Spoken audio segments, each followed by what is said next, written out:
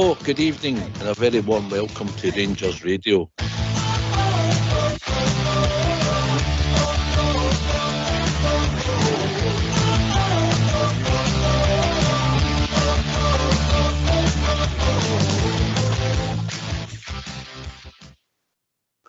Hello, good evening, welcome to Rangers Radio. Joining tonight is the Three Stooges, AK, Robert, and my big mucker, Southside. How we doing, boys? Evening, Oxshire, Southside, Rob, the techie team, and everybody that's listening. Good evening. Evening, guys. Good to be with you. Looking forward to the show tonight. Evening, Oxshire. This is what I'm left for the night, I suppose. AK and Robert. You're the senior man tonight, mate. You're the senior man, Southside. Aye, looks like it, doesn't it? But no, good to be on the night with you two as well, mate, as always. And good evening to everyone listening in this evening. How we doing, Robert? No heard from you this week, mucker. How are you? Yeah, not bad, mate. Not bad. Looking forward to, as I say, the show of the night with yourselves. Reflect on the week and focus on the game coming up on Sunday. Aye. It's been quite quiet in the Rangers world today, really. After the game on Sunday, it's been reasonably quiet. A lot of rumours. You like a rumour, AK, don't you? Scurrilous rumours. But no, looking forward to the show tonight. Just picked myself up for hearing my father on the radio during the week. I take it by that you weren't expecting it, no? No, I certainly was not. He'll probably be listening now. I popped in to see him a day, but no, I enjoyed the chat with the two of you. So, where were you and what happened? Did you fall off the seat? Just a bit. I'm sitting watching the football as usual in the background, listening to you, and I'm like, that's a familiar voice here. AK Senior. I went, oh, geez, what's my mum done to him? We played nice. He spoke well, to be fair to him, right enough. Enjoyed the content of his conversation, as did everybody listening. Yeah. Well, it just shows you the apple does fall far for the tree, Southside. Aye, no, might get the bug and be a regular caller. You never know. Aye, fair play. Or on the panel. An absolute gentleman. Right, okay. Big game of the weekend. Robert, how are you feeling? Give your initial thoughts before we hear from the manager. We'll get the threes. We'll hear from the manager. We'll get the phone lines open. Yeah, Robert. Positive, mate, to be honest. I think the performance against Hearts last Sunday gave us a bit more reassurance that the players are kind of keen to rectify the errors they've had the past few weeks and knuckle down for these remaining games, starting with St Mirren on Sunday. We know it's a tricky fixture going away into Paisley itself, but we've seen enough that of the performance against Hearts, as I said, that there seemed to be, for me, an element of belief again in the players. I know it is only one game compared to the wins before that, but I think now they've realised what it actually means and what is at stake, and the fact that they can go and be winners, and it's in their hands again, mate. So hopefully a dominant performance as well as getting the 3 points, most importantly.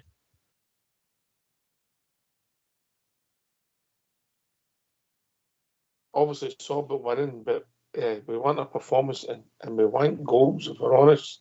AK. It's coming to that stage of the season, Oxshire, that everything's vital, whether it be 3 points, whether it be goals. Who knows what can take you over the line? We've just got to throw everything at it. Cantwell said in his interview after the cup game, 6 cup finals we've got left now. We've got to win them all if we want silverware. So that's a focus. It's there in front of us. It's up to the players to do it. Aye.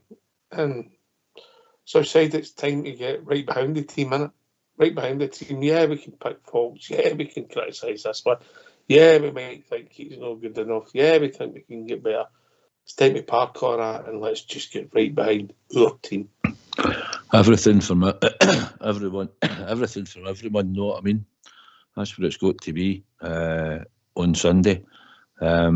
and it's just about focusing and make sure that we win the games. It will be a hard game. They'll probably sit deep in that and tight.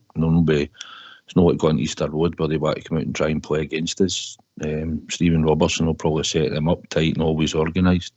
So we're down to us to probably break them down and get the goals required, and hopefully we can get a few, because that's what we need to do for now. We need to try and be heavy scoring when we can. It's not been great all season, but it's judgment time, and it's about Sunday, and that's one of the days that will be judged. So looking forward to Sunday, and hopefully we'll get the 3 points, mate. Aye. Listen, before I ask you serious things, I started last night with the player of the season 1, 2, 3. I'm going to get everybody. I should have got the 2 calls when I called them last night, or the 3 calls, but I'll come to you later on the night, so have a quick think about it. Before we move on, I think we'll hear from our gaffer, Philip Clement. What do you say to your players now? There are just 5 games left of this league campaign. What message do you give them to get them over the line? That it's 5 finals, and we have 6 finals with the cup final, of course, and it's doing what they've been doing. So in these 6 months together now, they're the team who took the most points in the league, and we need to continue doing that, and then we will see at the end of the roads where we can finish in that way. But if we take the most points again in this series, then you have a good chance to make something amazing out of this season that nobody expected in October, I think. When you had that dip of results before the Cup semi-final, people start to panic, people start to worry. Is it important for you, people do remember the positives that you've just spoken about, the run they'd had before that and all the good work that you've done? Not only that, but also looking what went wrong. And that's important. It was a big difference between the Ross County game and the Dundee game. And you need to make the right conclusions about that, work on that, and work on that in the next game and make things better again. So that's what we did with the staff, with the players together. And that's what the players did on the pitch against Hearts, who are a really good team. We had an amazing season already. They deserve to be in 3rd position, clearly. They had a really good run of form. They were speaking also all week that they had a good run of form. They had also 1 week to prepare this game. So all the positives were on their side. But we showed on the day that we were better that day. And it's about showing our standards, keeping our standards, and keeping your structure and your principles. And that we did much better against Hearts than we did against Dundee, and for sure against Ross County. And in that way, we take the points again. The closer you get to the finish line, the closer you get to the prizes, the scrutiny increases, the pressure increases. How do you deal with that as a manager? What's your coping mechanism? To not read or to look at everything. Simple. That's all noise, and it's good for you guys. It's good for fans. But I'm only busy with the team, only busy with my players and the next game, and to prepare that in a good way, because all this noise is just noise. It's no added value towards the game. Can you ever switch off from it, or does it become all-consuming? Is all your time spent thinking about the team, the players, the title race? Yes, but that's from the first day I stepped somewhere in a building. So it's no difference now or 2 or 3 months ago or 6 months ago. It's my life, it's my passion, it's what I want to do, it's what I love to do. I don't see it as a job, I see it as my way of life. So no, I'm enjoying that, and for sure in a football crazy city as Glasgow, where everybody loves football and everybody has an opinion about things and everybody's so passionate to go against you or to help you and to support you. So no, it's a nice place to be here. A lot of speculation this week that the former Rangers manager Stephen Gerrard is interested in taking James Tavernier and perhaps Conor Golton as well to his current club. What would your reaction be if anyone came calling for those 2 players? That it will cost a lot of money. So we didn't hear anything about that. And they are, for me, 2 players who are important for next season also. So I didn't hear anything. So I will not go into all the rumors, because every week there are different rumors. Otherwise I have too much to talk about things who are not relevant. How is your squad for this week? Got a couple of players missing and doubts. Yeah, we lose Abdallah Sima with an injury, so we're in contact in Brighton about that. I hope to see him back next couple of weeks. We will see when. Rabbi Matondo also get injured in the Hearts game, so he's a doubt for our game in the weekend. And next week I expect Ritvan Yilmaz and Ryan Jack back in the training, so that's a positive. And the rest of the situation stays the same with the other players. Finally, how dangerous an opponent are St Mirren, given perhaps the pressure is off? They're looking to get Europe as a bonus to their campaign. No, it's a good team with a good manager, with a lot of energy, with a lot of passion, and like you say, they get their reward already from the season to be in top 6. I think that was the goal before season, like a lot of teams want to reach that, and now they can put the next goal in, that's going into Europe. So they have exciting challenges for the next couple of weeks, like all of us. That's why I love also the system at the end of the season to play with the best teams against each other. It's in Belgium the same or similar, only you play then 2 games against each other. That's different. But there, the bad thing is that the points are divided after the normal competition. What makes it not honest for me?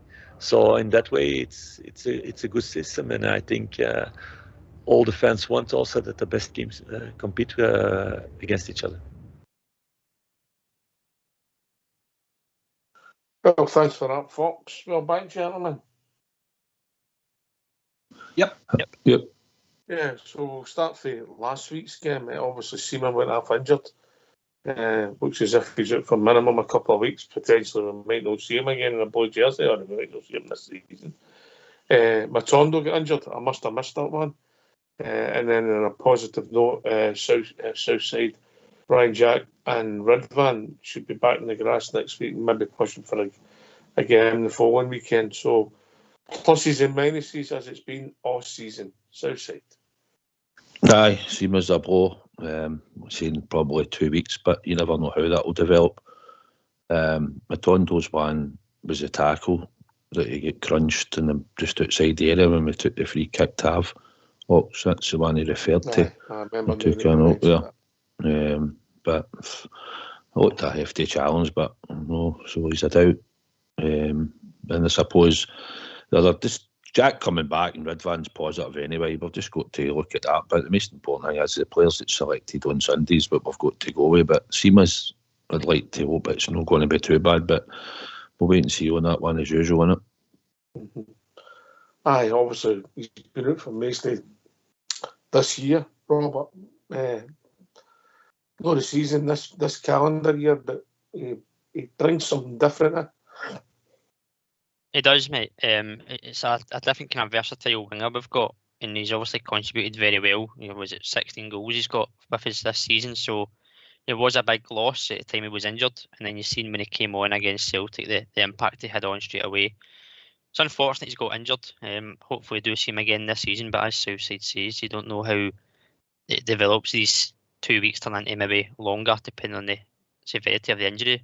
So it will be a loss, but we've done somewhat okay without him, and the period he was away, but certainly is a big loss.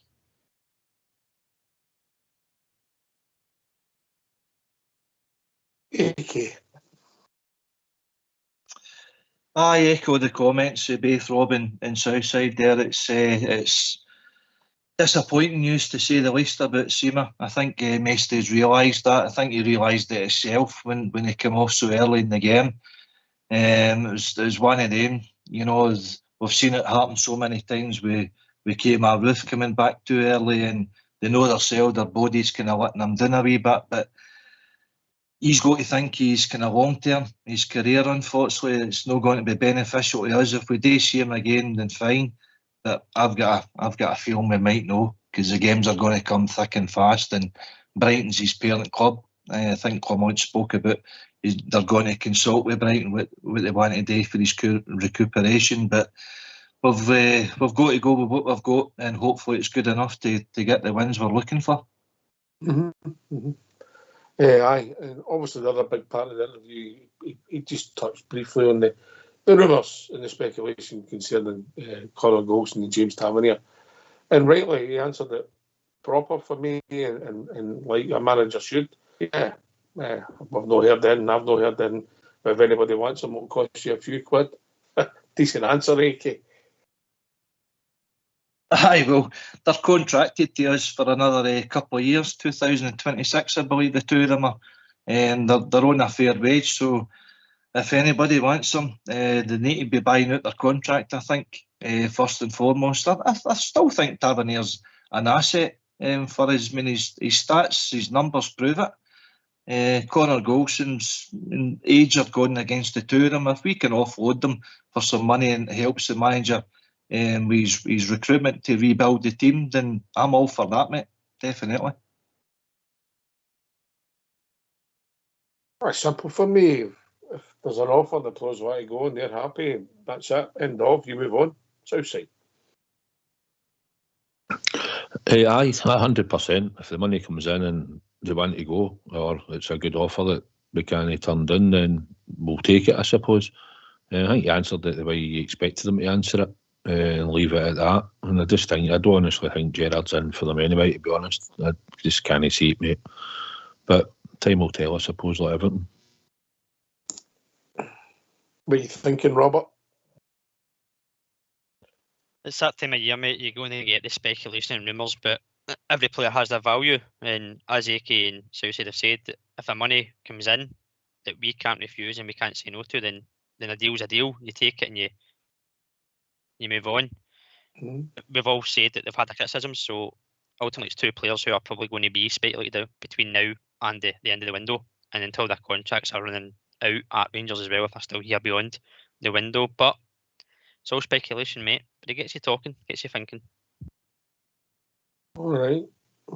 Talking about thinking, have you thought about your top 3 players of the year? Have you thought about it, AK? I know you take a bit of winding up. I don't mean wind up, I mean winding up. I've actually just consulted my dad there. I'll give you his. Do you want him? No. We've got his number, mate. We can phone him if we want him. If we have, don't worry. Right, give me your third place. Reverse order. Gonna go Lundstrom. Tavernier, number 2, and Jack Butland, number 1. Very common, very common. Yeah. Robert? Reverse order. Sima, Tavernier, Butland. Seema's a new one, mate. Seema's a new one. Just looking at him. 1 point for Seema. Don't as if I'm doing the Eurovision Song Contest here, Southside. Right, 1 point for Seema. Who was your second? Tavernier? Tavernier and Jack Butland, number 1. Oh, very common, very common. That's Southside. Third place, CD9. Yes. I've no. I need to find him my list. He's away in the back. He's just been added. He was on the list. I'll go with CD9. I'll need to put Tavan for 2. And Jack Butland. Yeah, there's a trend here. There's a trend. You know, there's a trend. Open to the listeners. Phone in, give yours. Do you see it different? Everybody right with Butland? Just get your thoughts. It seems a big trend, Tavan Butland. Anyway, it's interesting. All right. Cheers for that, boys. Right, okay, so we better get these phone lines opened, Robert? Absolutely, mate. Get the callers in. I want to hear their top 3. Let's hear from these. Why don't you give us a call on 0141 356 1972. It's your show. It's your platform. Let's hear from you.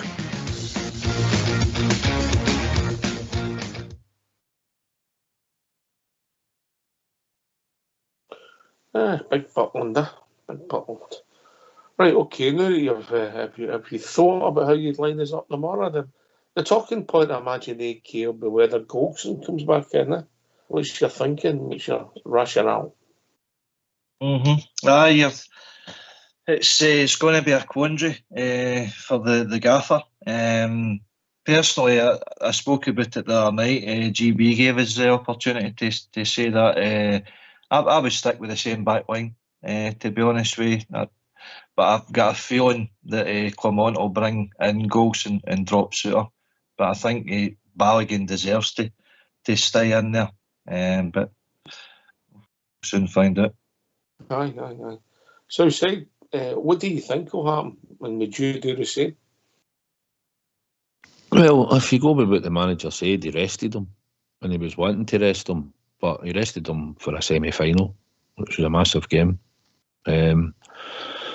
Probably showed faith in Balogun, coming off the sick bed and not being too well, and as he said, Thursday, and put him into that game. So he had a good game. So you could say, well, he probably deserves to stay in the team. But on the other hand, if you're saying that he left Connor out just for the one game for a rest, so although Balogun came in and played well, that's what he expected, but Connor's had his rest, so you might think it's time to put him back in. So I think you'll leave him out. I think you'll probably go with Balogun and Suter, I think. But it wouldn't surprise me if he brought him in and used and put Balogun to the left, to be honest, on Sunday. And take Suter out, and he could just turn and say, I've gave Suter a rest this week because he's played a lot of games. You know? That's what you could say come Sunday if he's asked, if he puts Connor back in. But on the last few performances for him, he doesn't deserve to get put back in. But experience and the way maybe St Mirren will set up, you might look at it differently.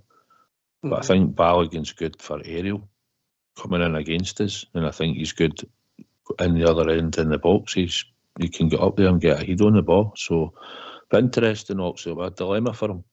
If we win and he puts whoever in, it doesn't matter. You know, that's what it will come down to.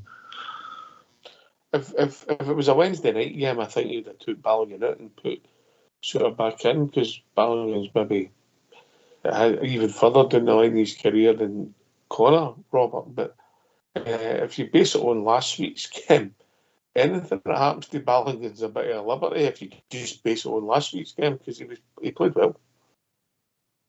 He did, mate, and I suppose that's the reassuring thing, that we can bring in a player like Balogun from a bit of a rest and a bit of a breather he's had on the bench when it has been Golson and Suter, and he can turn out a performance the way he did. But it does give the manager a bit of a thinking process. I think he'll bring Golson back in for Balogun. I'd rather he kept the same back line, if I'm honest. But just kind of what South said, they said they rested him, so you kind of have to take that as kind of value as the reason for the decision. So I think he will come back in. It just depends who he partners. But saying that, for me, I think he's a big fan of Suter, and he's probably thinking down the line, come next season, Suter could be here more than the Golson or Balogun could be. So he may just be looking at the future foundations of the back line and involving Suter as much as he can to build on. Do you think that any decisions for Sunday's game will be based on next season, Robert? Not based on next season, but just as a kind of, who is he going to kind of build around? Where does he need to strengthen? And we know that Suter's capable of the right centre-back position and the left centre-back. So I think you'll maybe just have him as a reassurance and see who works well until the end of the season with him, and where the position he needs to bring in. Is it a left-sided, left-footer centre-back or a right-sided centre-back? Oh, interesting. If there's any movement. We touched on it briefly the other night there, just yes or no's quickly. Southside, would you give Balogun a contract? And if yes, what you basing it on? I wouldn't give him a contract, to be honest, Docs. I said that ages ago. Well, that's simple. Aye. AK?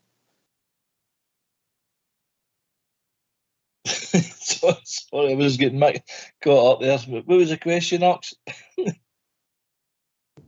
Does that not? Balogun, yes or no, wasn't it? Yeah, Right, I would. okay. I Robert, would give him a yes. It's a no from me, Ox. right. So Ooh. yes, what's your rationale then, AK? I just think he's a good guy to have about the dressing room. I think he's been proved to be a valuable player in there. I totally disagree with Rob. I think Balogun should stay in the team for Sunday until he has a bad game and until he gets questioned. I think we should start rewarding players for good performances rather than bring in the same old, because it's got his neighbour be doing that. So Would you come on. would you give him a contract last Saturday? Well, we hadn't seen him, but no. I still think he's got good, valuable assets for the team, for the squad. And any time that he did come in, he proved his worth. It wasn't his fault that he'd sat out for so long. It's just because the manager had to utilise other players in different parts of the team, and he thought that area of the team wasn't necessarily needing changed. But now that he did change it, Balogun comes in, he plays well. For me, he keeps the jersey then. Aye, I get that. I just think, if I'm being honest, Southside, I just think I like the big. I think he's out of the piece. He's never really let us down. Yeah, he's made mistakes. So everybody does. He seems to have a good attitude, but I think his age, wage, what you got to go home, you don't know if you're guaranteed. I don't know. I just think maybe time to move on. Listen, I get it. He's a good speaker. He likes the club. He talks well about the club. He's been really dependable in a lot of the games. He's come in even when he played right back against them. He was outstanding that day. He's had some really good performances. I get people saying, why not give him another year? He'll not be playing week in, week out. But although he's a big likeable guy and he's done well, he is at that age of 37. He probably could do a job if you're maybe playing him a few games a season, alternating it about a wee bit. But listen, we need to progress. If you're saying maybe keep Balogun, or if you're thinking about why not try and progress somebody like Yefeko. So in that season, you're going to play a handful of games and have Balogun either playing or on the bench. Then that young boy, if you're trying to bring him through, probably doesn't go on the bench because you'll have cover at centre backs and that. So, we're trying to progress the club. He's done great, and I hope he has a fantastic 5 or 6 games if he's in the team, because he is dependable. But I think in the long term, it's probably better that he goes, in my opinion, Knox.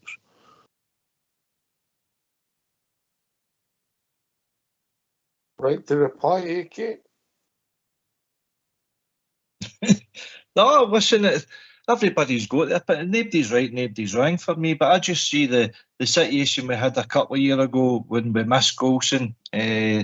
Hollander had broke down the usual. We let go Jack Simpson and let go Balogun. So we had to turn to Leon King and James Sands as a makeshift centre half pair. And I think that was just a major error for Ross Wilson and letting the likes of Balogun go. He's proved his worth, as I say, when he's come in there. He's not going to be starting every game. He doesn't want to.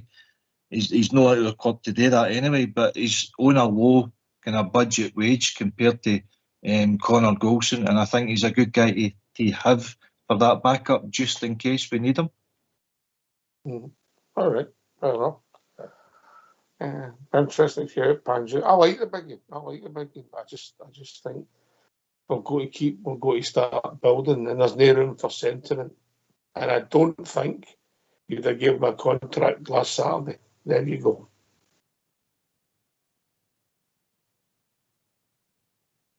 Aye, very possible, Ox. Very possible. So if there's a bad game last Saturday, Sunday, and we had lost the tie, would you give him a contract?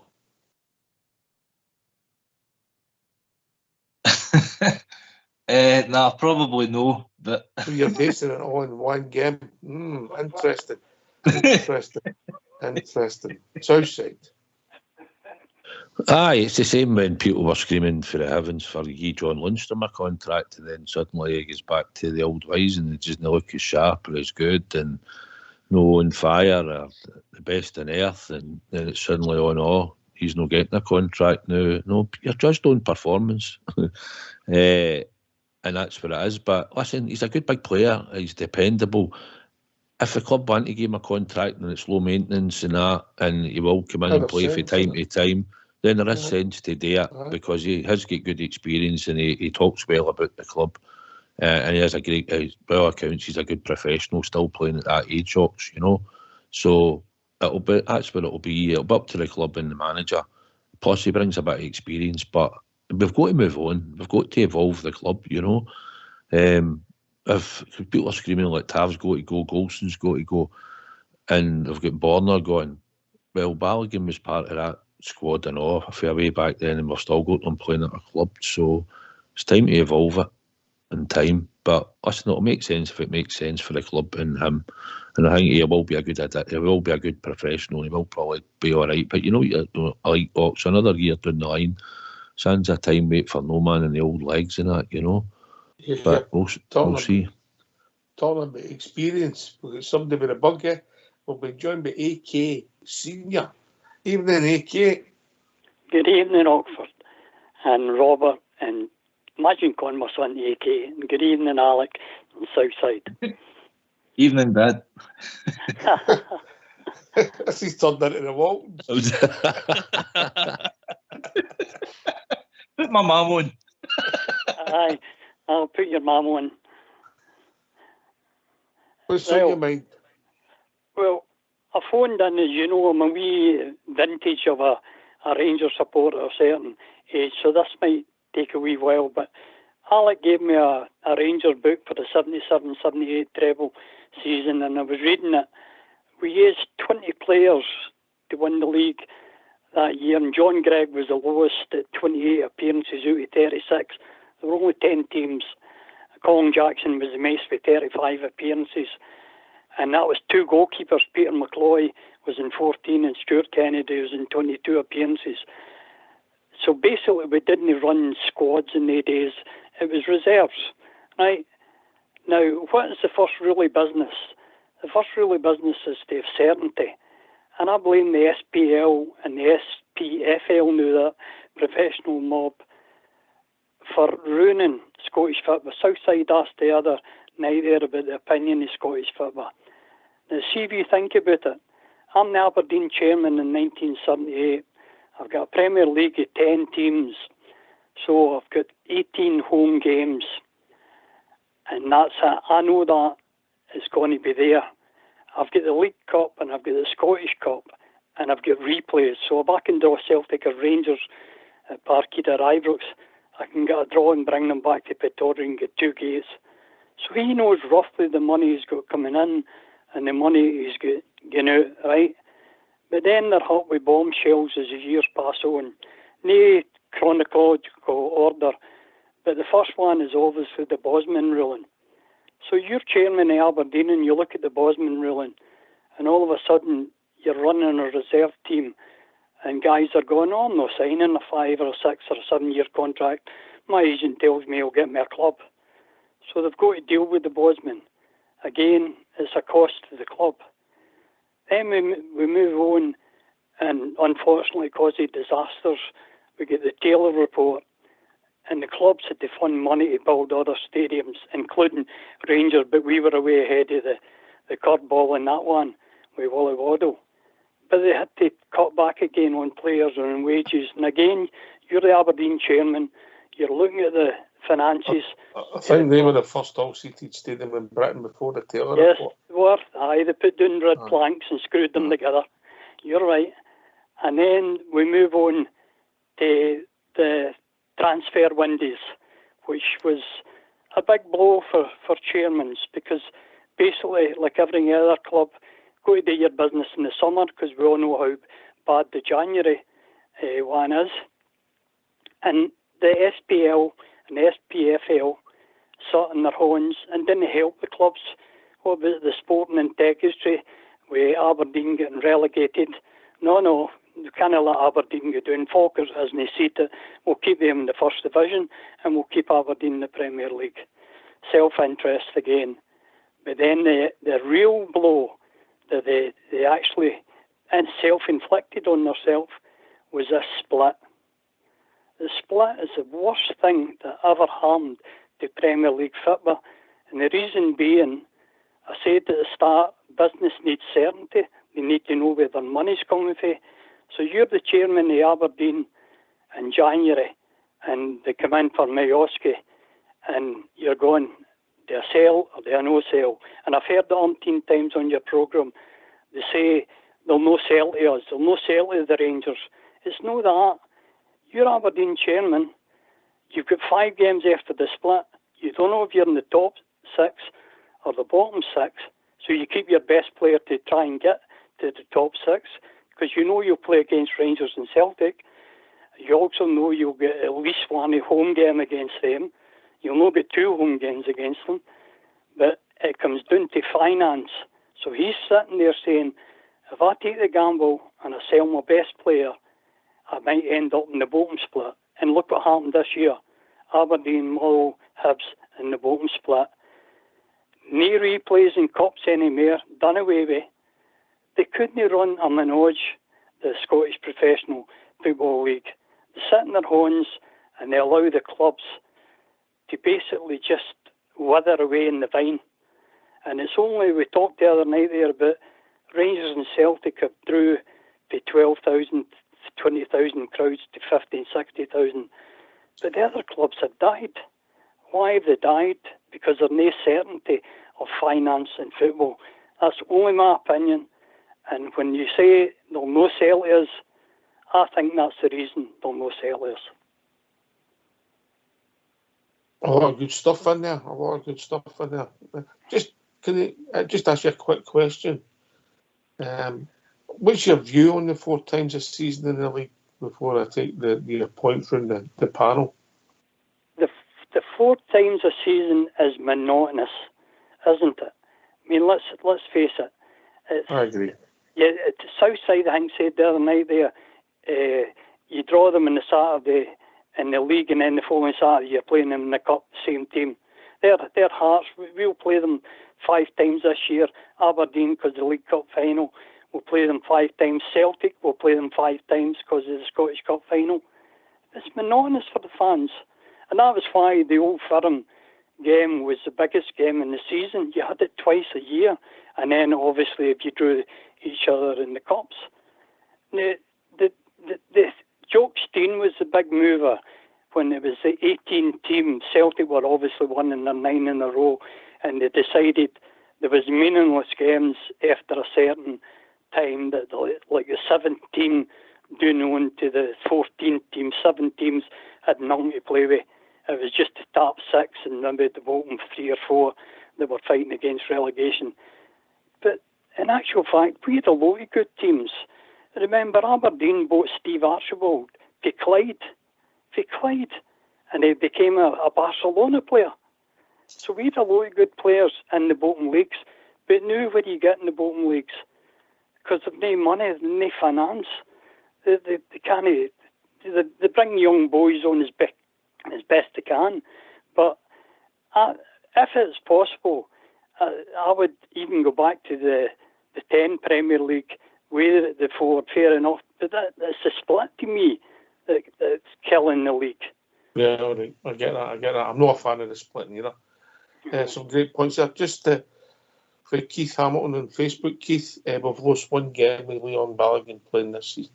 One defeat he's been involved in. So many points, I think it will be only right that young Robert answers them. You're all right there, AK. Was it put you in the spot, Robert? You can sweat a wee bit longer. So a lot of stuff there from AK Senior there. I'll call him Mr. Kelly. So again, obviously, from a young perspective, I've kind of obviously known the league, the format the way it is, and I'm not a fan of the split either. I think the league's got the opportunity and the chance to actually expand into probably a 16 league team, if I'm honest. You look at the championship, and you've got the likes of, I say, from my lifetime, I've known the teams like Partick Thistle. How would you work that, Robert? How would you work that? From here, how you would get the 4 teams, I don't know how you would get the 4 teams. How would you work? Just forget about the teams. How would you work a 16-team league? 30 games? I played there twice, home and away, 30 games, mate. 2 down, 2 up. Where's all that? Where's all that revenue going to go? That's nearly 25% of your revenue disappeared. That's the thing. It all comes down to finances and numbers, Ox. But in terms of the entertainment side and the way that you want to kind of get crowds back and the audience back and have an exciting league, it's an expansion would be better. But again, it all comes down to the figures, as you say, the revenue. There would be that loss right away. But in terms of a better viewing as a spectacle, an exciting more league, I would expand it if we could and have the I don't disagree 2 with games you, a season, home and away. I don't disagree with you, but I would go more than that. I'd just go for 20.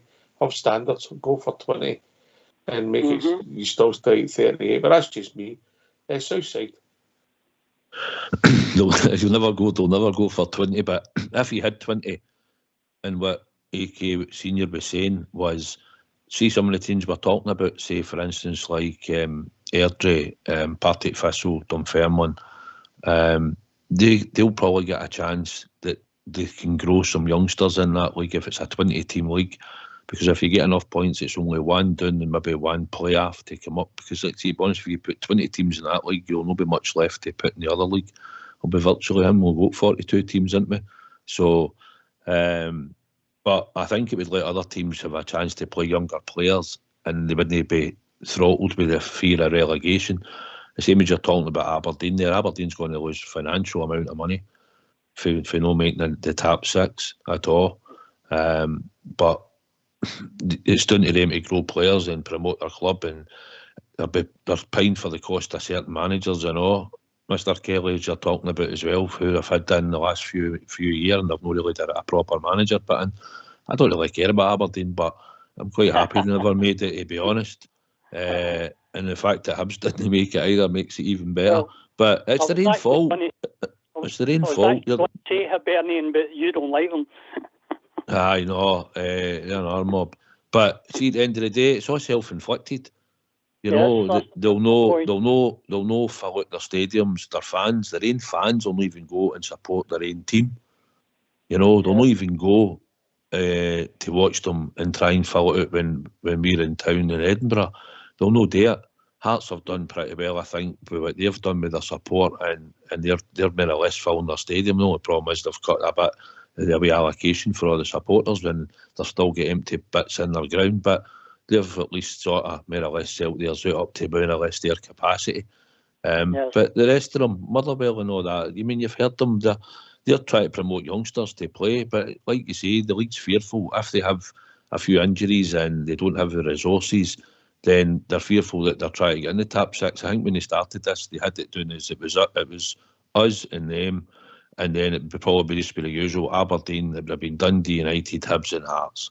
That's what they probably thought would always sort of be there or thereabouts. But Kilmarnock showed ambition in the last wee while and managed to get in there, and so St Mirren now, and Motherwell's done it in the past, and now Dundee United's done in the Championship, you know, so probably going to come back up again.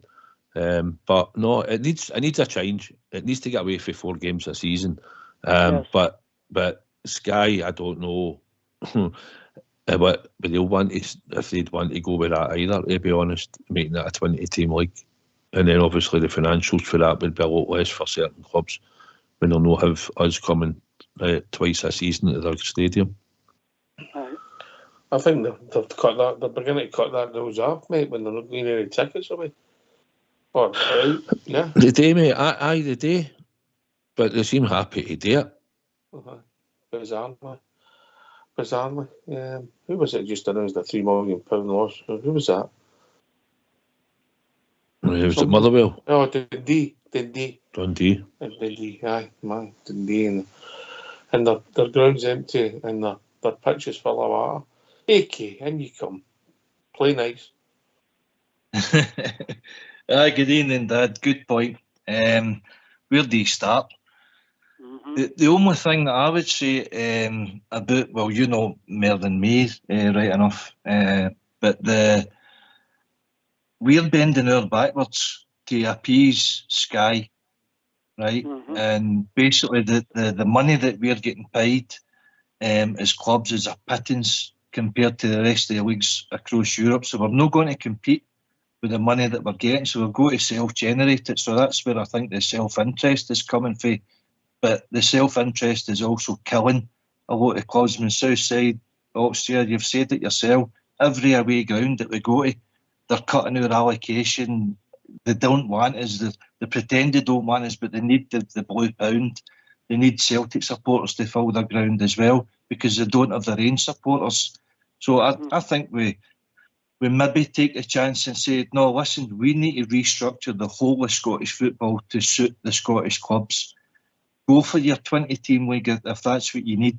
We need to start filling grounds and getting the supporters to come back to see their teams.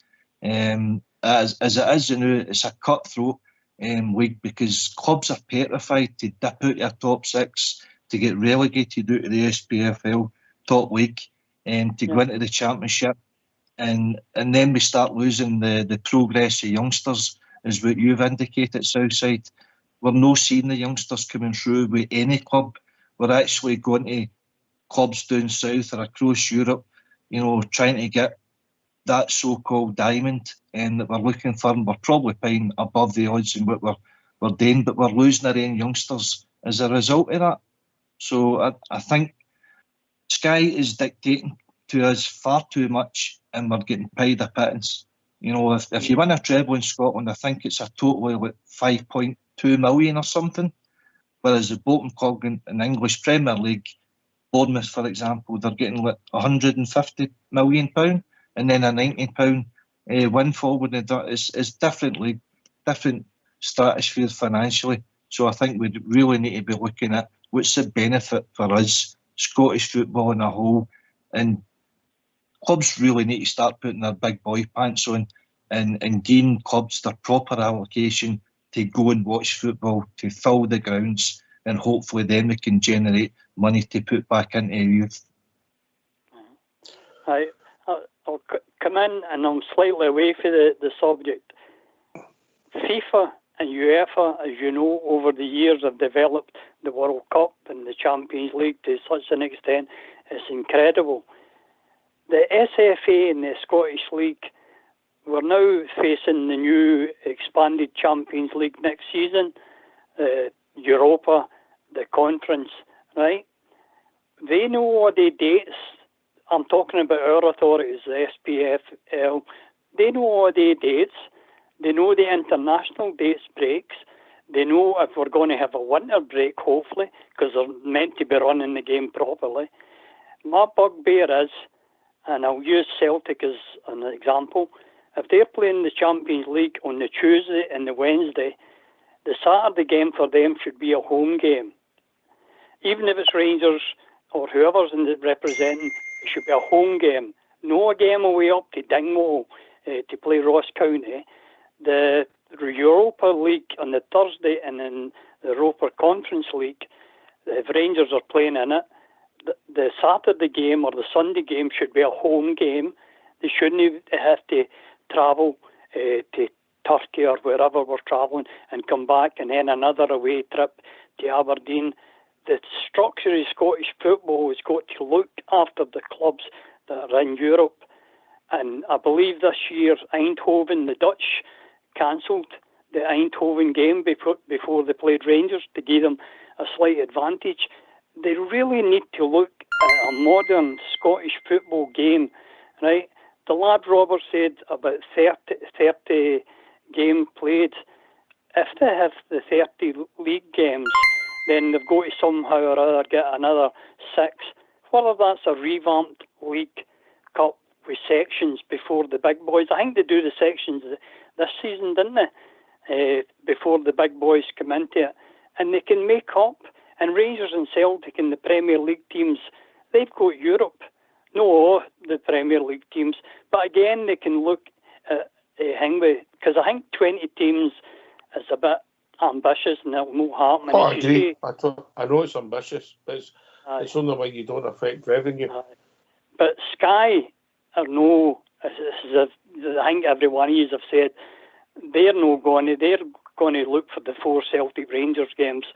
But if the clubs have got the gumption, the chairmans all sit round and I'm not talking about just the Premier League, I'm talking about the chairmen of all the clubs in Scotland, and they said, we need to do something.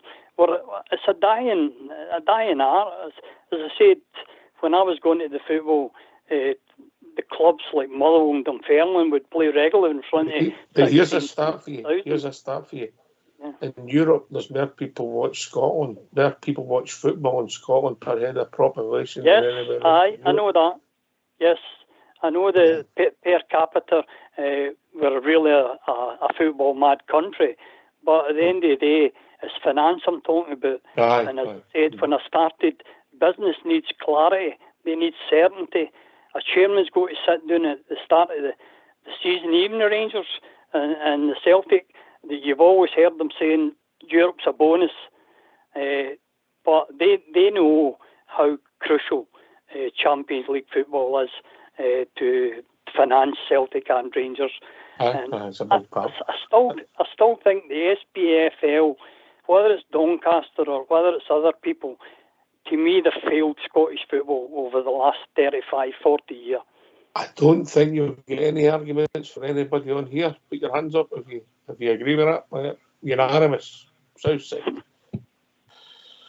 You know, they've certainly not progressed it. We've seen the state of what they've even done to us with putting us down the leagues and everything else, and all the sellout Saturdays, all the support, or chairman's bowing to them, saying we'll no buy our season tickets and all that, you know.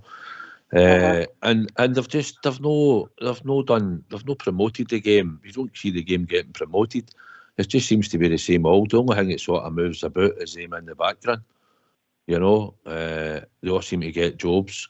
And then just, you know, even when David Will used to be chairman of Brecon, had a gig. He gets a gig there, then suddenly he gets a gig at UEFA. You know, at some point later on in that, he gets promoted into some gig. But no, something has to change. It's got to change. Don't think 20-team league is very ambitious. Something has to change. And like you said, that team you were talking about earlier on, you were saying about certain teams will no sell.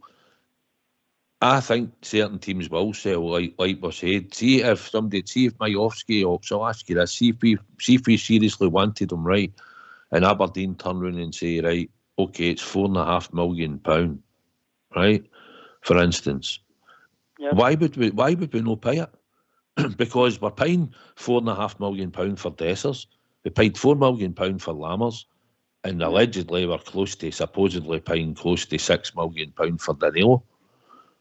So if Majowski's a guy who's playing here and he's scoring goals and he looks as if he could score plenty for us, and he's a decent player, he's at the right age, then why, if Aberdeen's asking for that and people go, oh no, don't give them it, why no?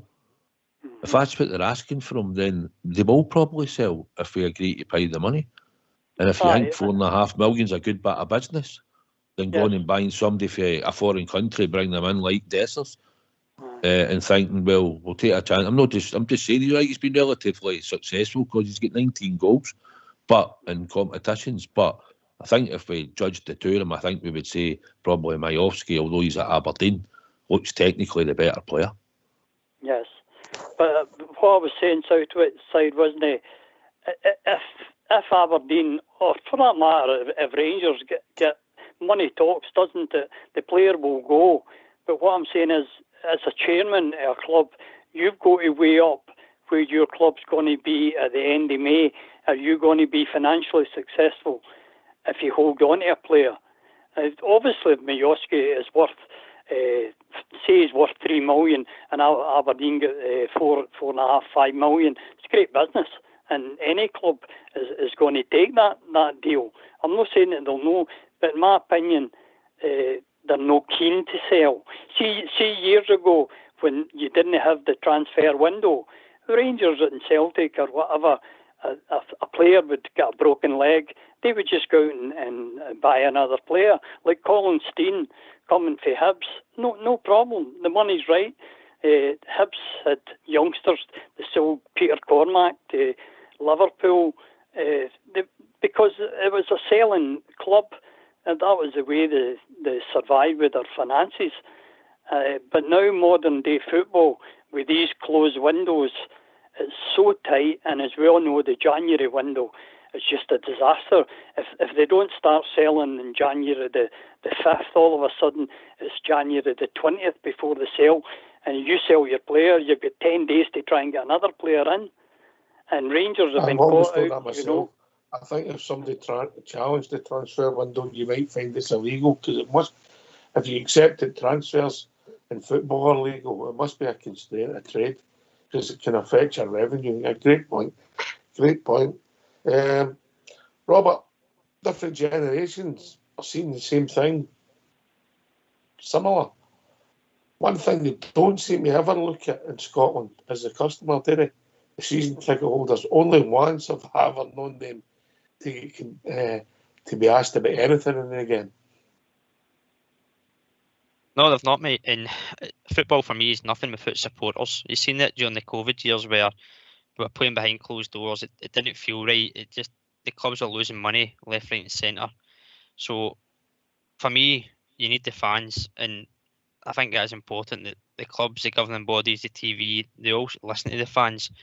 Despite supporting different clubs, we all have the same goals and ambitions, and that's to support our clubs in the best way we can and put on entertainment with home and away. So we're forgotten man when it comes to these decisions, and as Mr. Kelly said, over the years it's never changed, and unfortunately it's not going to change, I don't think, in my generation and my kids' generation as well. So until something drastic changes, Scottish football is only going to be the way it is.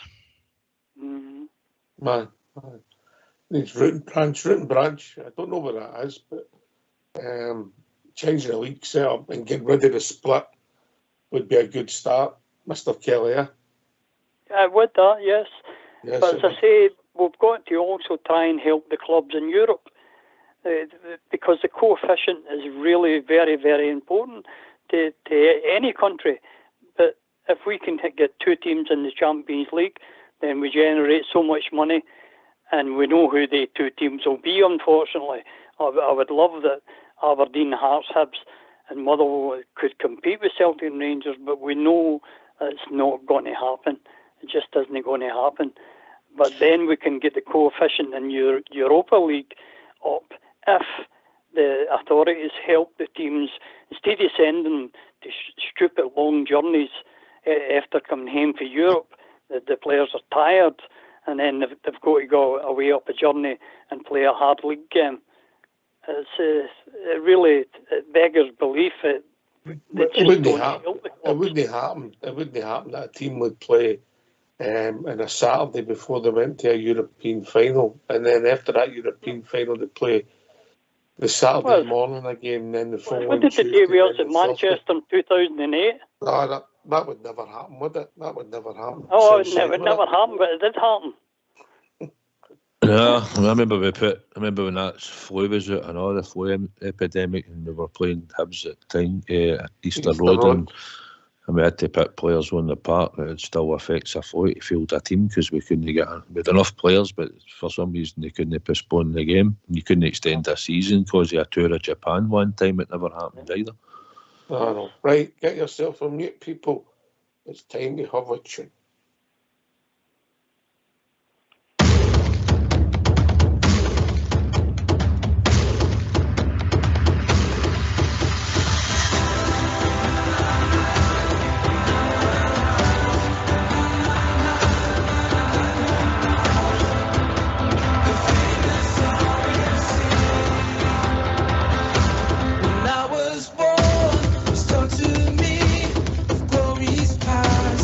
Famous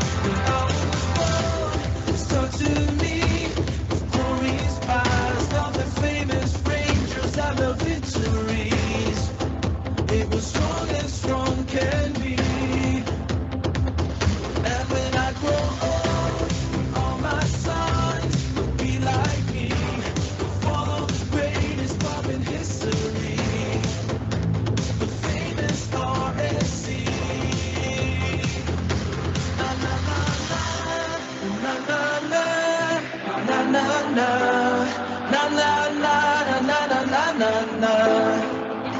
The famous RFC. Na na na na.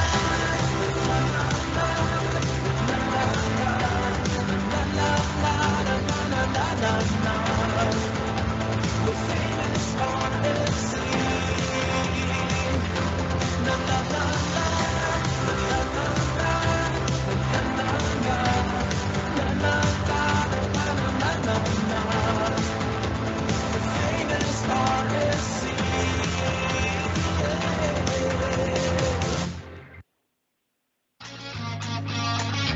Why don't you give us a call on 0141 356 1972? It's your show, it's your platform. Let's hear from you.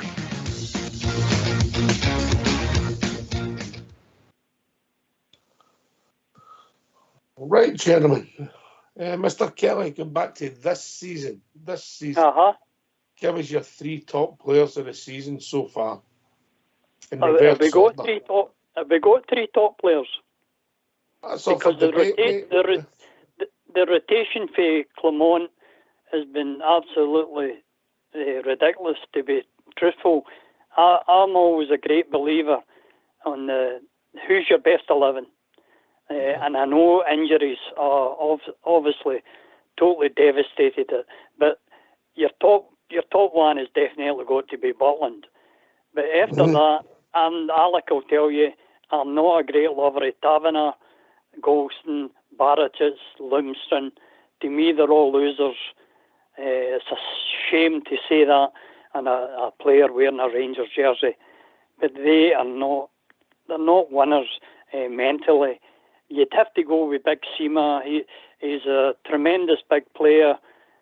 Again, injury is curtailed, going away international duty. And the third one, he excites me. I think he's a lovely player, Cantwell. I think he's a lovely player, but he doesn't do it every game. So that would be my top 3. Number 1 would be Butland. Number 2 would be Seema. And number 3 would be Cantwell. All right. Got that. Good shout. It's good to know that one person in your household knows about football. Chelsea. Aye, listen, when it comes to picking 3, I mean, you're struggling as well because of rotation, because of the amount of injuries. We've had players come back and show wee flashes here and there, but you're trying to pick it early season. I plumped with CD9 to go into my 3 just because he's got 19 goals. He was actually on a decent batter for him, where he was scoring goals. I think the last 3, I think he scored 3 in a bounce, 2 in one game, and then the following week the Clermont dropped him.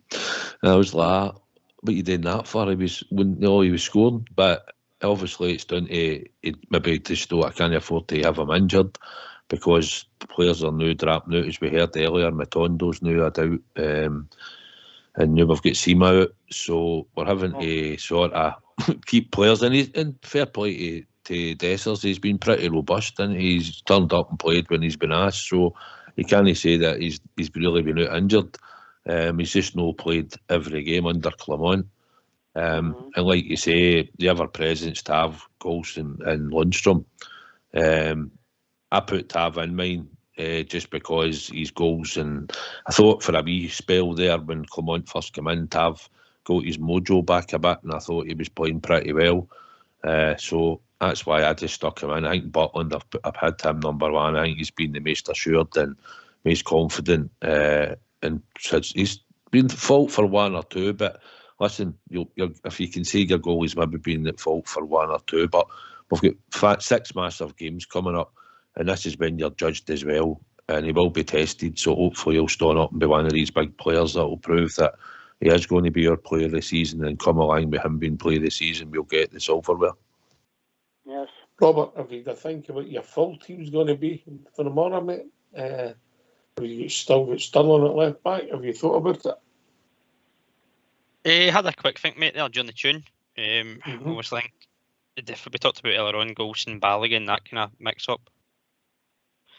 I'd like to see Balogun retain his place, but I think he will go for Golston. I'm just trying to think of the forward players, given the fact that Seema and Matondo are out.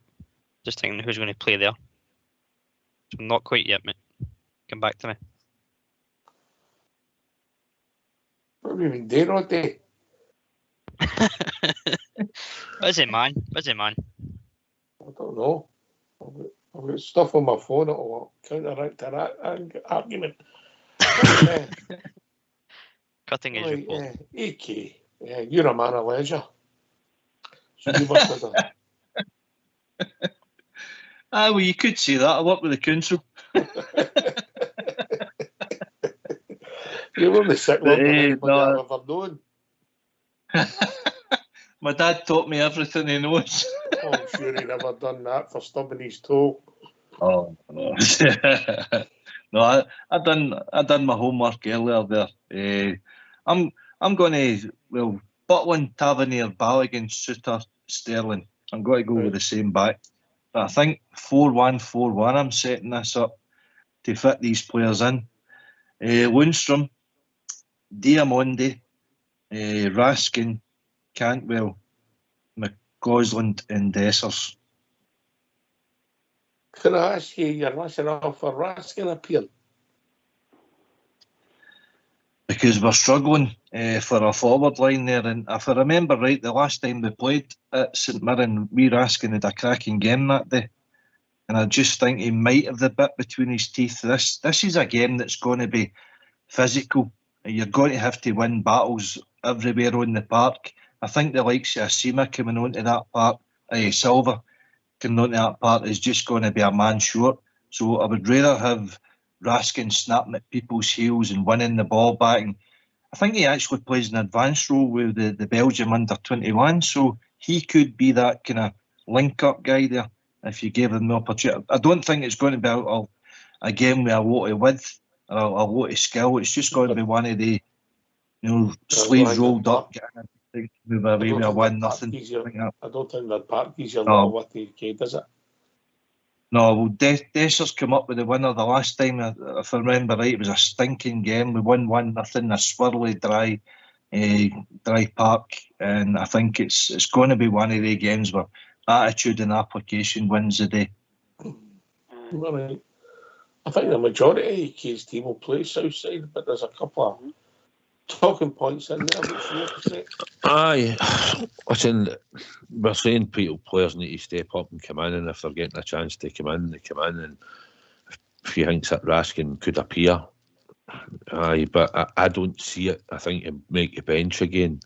I think the team will be Butland, and I think he might bring Olsen back, only on the assumption he said he rested him.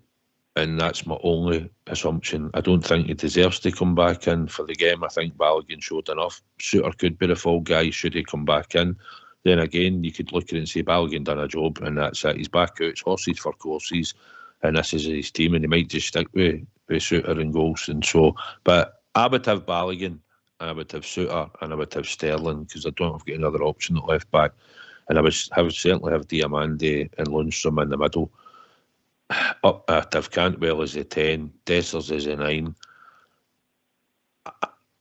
I think it'll be Silva on the left, and I think on the right, I would like to maybe stick Lawrence there, just for the only reason being that he's got a bit of craft. He might get a chance to come in and duck it about we Cantwell, because if we lump high boys in there on Sunday all day, the big centre backs will only just header them out. We've only got Dessers in there with any height, so it's not a game for pumping high boys in there. So we've got to try and open them up, create 1-2s, and I think it's a game where we need to get in behind them. So I'm looking for somebody. It could be McCausland, but either or. Probably McCausland I would probably go for. But if Lawrence would get an odd, I'd be happy with that, because we need something to make sure that we can get some intricate passing going to get in behind them to set up chances. I think if we lump boys out all day Sunday, we'll not get a lot of joy for it. No, the idea is to get these teams turning and play boys back. And that's when you create opportunities, or you play over the top.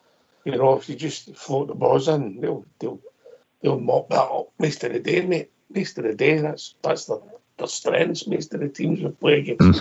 We'll have them Yeah. set up like that. Yeah, you'll have them well structured. Big Gogic will be back in there sitting. Do you know what I mean? He'll just make it hard for us. So we've got to try and get in behind them, like you say, put through balls in. And I hope picking Silva, although he's got to turn up a wee bit. He's can be skillful. So He's aye, great, mate. I know he hasn't, mate, but you're struggling a wee bit about how you can really pin. Do you know what I mean? And we've got him on loan. It's time he showed up. Do you know what I mean? And if he doesn't show up in this game, if he's selected, I would just be bombing him. Do you know what I mean? Because enough's enough, mate. All of a sudden, we've not got these AK. We've not got great options up front again, have we? No, unfortunately, the injuries is limited again. I had a wee look at some stats earlier, Ox. Don't know if you realise, but we've actually got a very good record at St Mirren. The last 24 visits here, we've won 18. Shut him down the new. Oh, shut him down the new. Shut him down the new. It's a yellow card for you, Mr. Kelly. You already started that nonsense, no, shut him down. Jonah. You've been warned, didn't you? I'm on the phone to the programme. Yeah. Nice. You've got to try harder than that and come up with stuff like that. If you're spending all the council tax bill, and that's all you're coming up with all day, yeah. The point is, we've got a good record there, so but we need to show the right attitude. As you say, the injury list, Ox, cheese, I've got it in front of us, man. Danilo, Matondo, Cortes. Whoa. Demarcation. Unbelievable. There's only Albert this list on here. Aye, fair enough. South side, have a word. Yeah, nothing to do with me. Have a word. You're bringing the whole family on. Oh, listen, I've had a bad enough week, man. I'm staying out it. I've had enough. I knew you're stealing Albert's job. Carry on, AK. Sorry, Albert. Go on then, we're waiting. Waiting what? The list? Aye. Oh, Can I remember Alec with a great record against Ross County and what happened to it? We've had a word about that. Aye, I know. I'm a Jonah, aren't I? See when I think about it, Dad, the last time I went to Ibrox with our own mother will beat us. So I'm bad out of Ibrox, I know. Can I also ask the question to you, has Clement ever changed his system? No. He always plays 4-2-1-3. So I doubt your team will not be getting played, Alec. So he's never changed his shit. But don't worry, Mr. Kelly Senior. He never gets the team right anyway. On you go, Aye, true. I'm away to sit in the corner. He's your injury list. The injury list, Danilo, Matondo, Cortes, Sima, well, Jack and Ridvan are back in training next week. Is Lovelace back yet? Roof, Raskin has been injured, Dowell's been injured, Balogun, Diamondi. Geez, must be about 20 players there. The ones that are injury-free, Butlin, Dav, Golson, Lundstrom, Dessers, Sterling. You've not much players to pick for over the course of the season. Sterling's had 3 injuries this season. Yeah, the eye problem, then it's his hamstring problem. I'll put him in the other list then.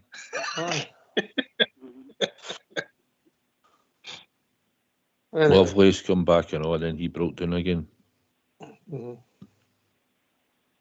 It's been an eventful season. It's coming out, and Robert, according to what the manager's intimated, he knows where the problem lies now. I think he's maybe thinking they've not worked enough or done enough at pre-season to get that in you. But we've had a lot of hamstring and muscles, and that worries me, mate, about preparation and that and getting your warm-ups right.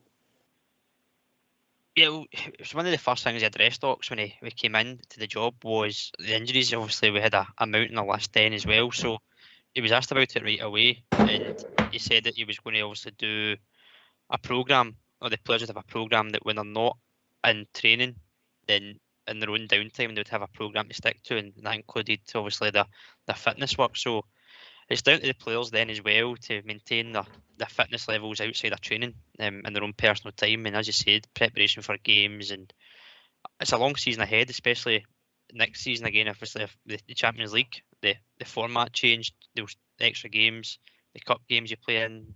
It's a lot of football, and if these players are playing the most of them, then you are going to pick up niggles and knocks. But it's trying to maintain that fitness and match fitness throughout a campaign.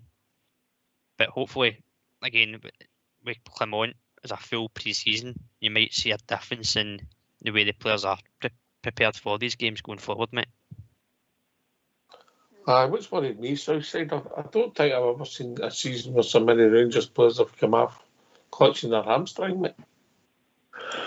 I know they've obviously not been fit enough for pre-season. I remember Michael Beale at the start was waxing lyrical about how he made them run all this distance. Was it 40k or something he mentioned? 25k, 30, I don't know. And then he said they were tired because they went into a game and all that.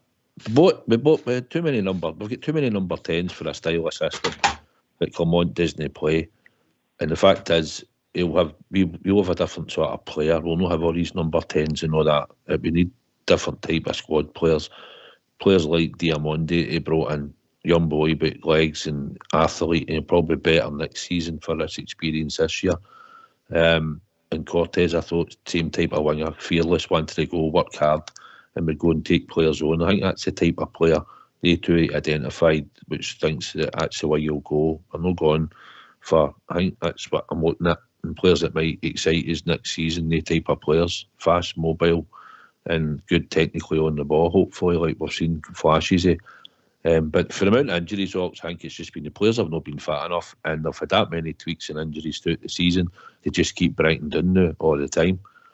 And even Ridvan, we had them back for a good wee while there. Then suddenly, I don't know if it was an ankle knock or whatever, but he gets injured in international duty, SEMA international duty. So we've had that side of bad luck as well. Ryan Jack, international duty as well at times. So no, it's not been beneficial to us. But I think Clement will get it right next season with a pre-season with his staff. I just think he's just having he's got a puzzle, like he said, and he's had this puzzle every week to deal with, and he's got another one to sort out this week because Matondo's out now and Seema's out now, so it's another puzzle for him, isn't it? Do you say you like fearless types? What you going? I know, I can imagine what's coming. Let's hear Southside Super 6.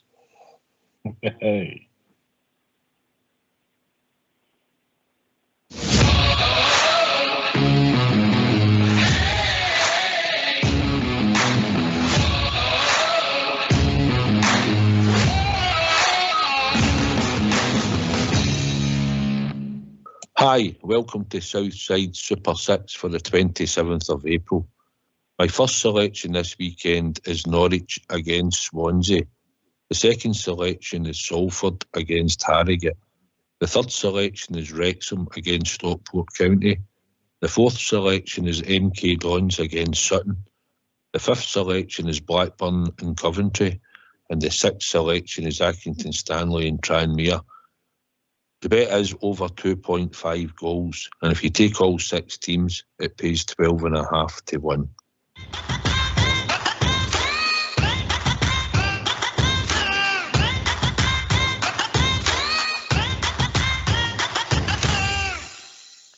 Fearless, 12.5 to 1. AK. Fearless. Oh, jeez, Beepsy's getting worse, isn't he? Oh, he's getting. Oh, the pressure's getting to him. Desperate times. Needs must, Robert. Needs must. Clutching at the straws there, big man, I think. What's this, use trumpet? Listen, it's no 6 wins with a team, it's 18 goals. That's even harder, right? And you don't get always great odds when you're doing over 2.5 goals. So calm down and just put your tenner on it. Unless you're nonsense. Aye. 12 to 1. 12 to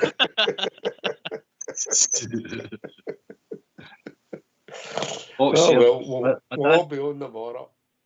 At least Oh, sure. My dad's not a betting man, Oxshire, but Dad, just for you, see if you put £10 on that, you'll lose your You'll get tenner. nothing back.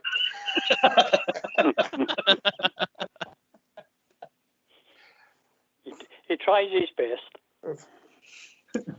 Oh, he's a tire. He's a tire. I don't know.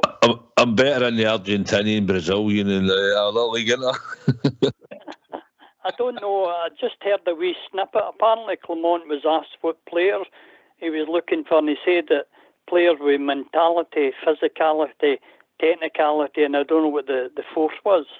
I don't know if you heard that on his press conference. Apparently, he was asked by a journalist what kind of players would he be looking for. It stands to reason you need mentality and physicality to play football and be technical.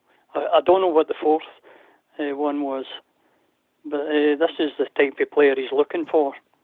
I think he knows what we're lacking and where we've been short. I think that's been obvious since day one, Mr. AK Senior.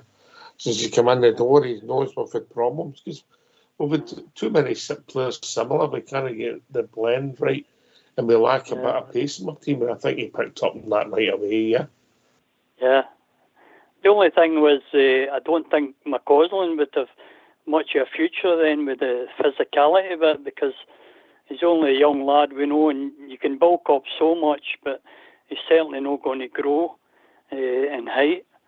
So I don't know whether he would have a future under Clement. Unfortunately, he's supposed to be a terrific wee number 10, and he's stuck out in the wing doing a job for us. But I hope he does make it, because I know he's Northern Irish, but we need more British and Scottish players in that team, without a doubt. Funny enough, I don't disagree. Right, Robert, I think you've been working hard, and you've got your team. This is going to sound a wee bit controversial, but I was listening to AK and Southside. That forward line was a bit of an issue, so I've rejigged.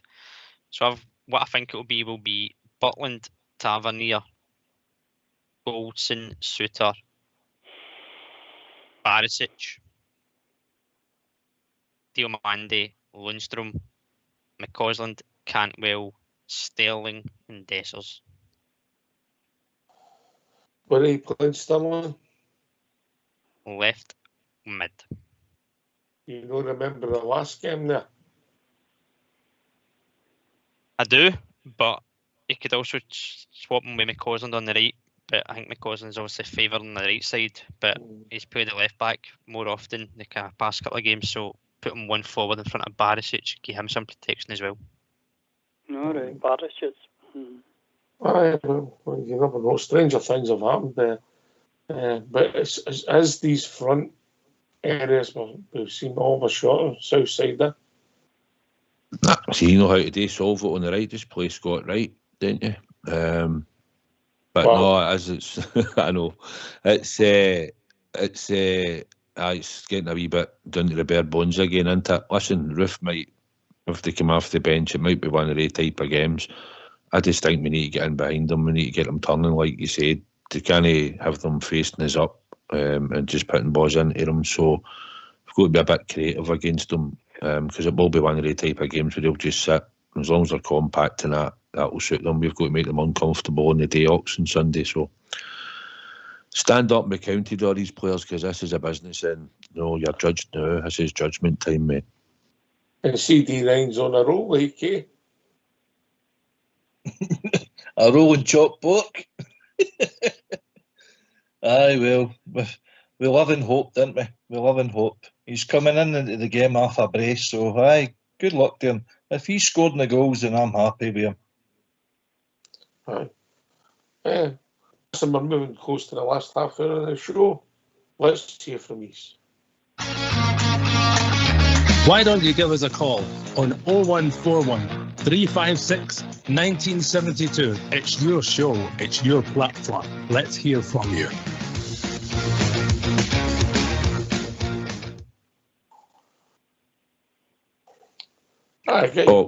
Box, you want to go on R5? Aye, why not? Right, just go for Barnsley, Wickham, Oxford, Norwich, Southampton and Wrexham. There you go, you'll get 32.5 to 1. Right, okay. If you put a fiver on that, you'll get nothing back.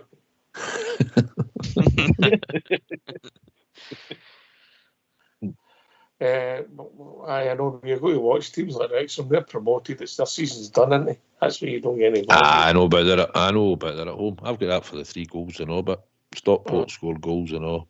But aye, they want a wee party again, weren't they, at home? Aye, but that's what happened. Portsmouth lost their party, didn't they?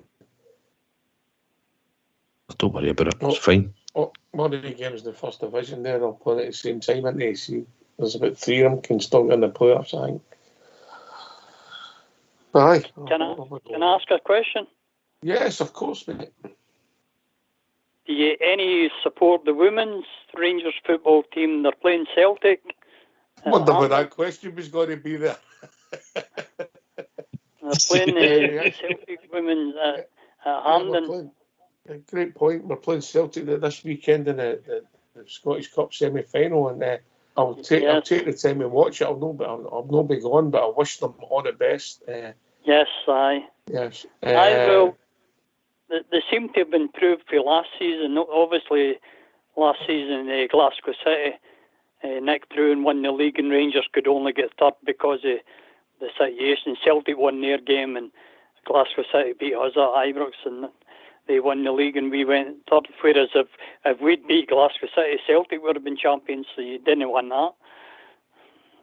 Aye, well, the Orange team won it.